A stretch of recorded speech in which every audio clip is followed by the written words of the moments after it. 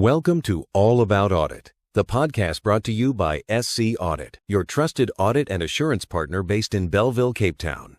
You know, people often picture audit quality as just a matter of who shows up in your boardroom, but there's this whole other side how the audit firm is actually managed behind the scenes.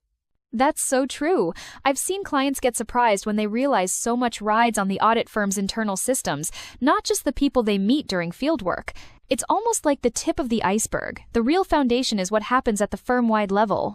Exactly. And that's where these new international standards on quality management, or ISQM, come into play. They push firms to rethink quality as a company-wide responsibility, not just a checklist. What I find interesting is how South Africa's regulator, the IRBA, has jumped in and made these standards mandatory. It kind of signals that audit quality matters to everyone, not just auditors, but clients too. So, let's dig into what ISQM actually demands. It isn't just a new rule book. Firms have to build a system that constantly looks for risks to audit quality, everywhere from leadership to training. Right, and it goes deeper than that. Firms are required to design controls to deal with those risks, test if those controls are working, and keep detailed documentation. It's like moving from a yearly service to a 24/7 monitoring system.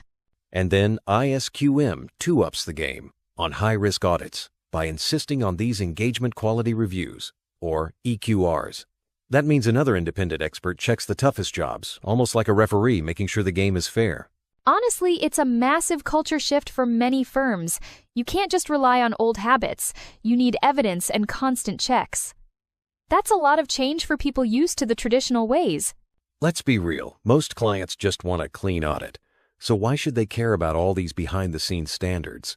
It's a fair question, but here's the thing. ISQM means you get consistency. Every audit, no matter who's on your team, has to meet the same high bar. You're less likely to get surprises in your financials.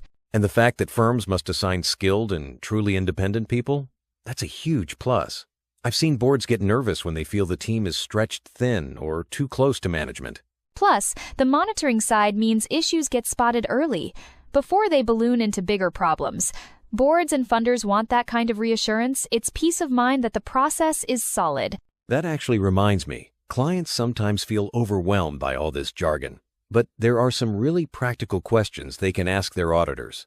Absolutely, things like, how have you built ISQM into your day-to-day work? Or, who actually performs the engagement quality review on my audit?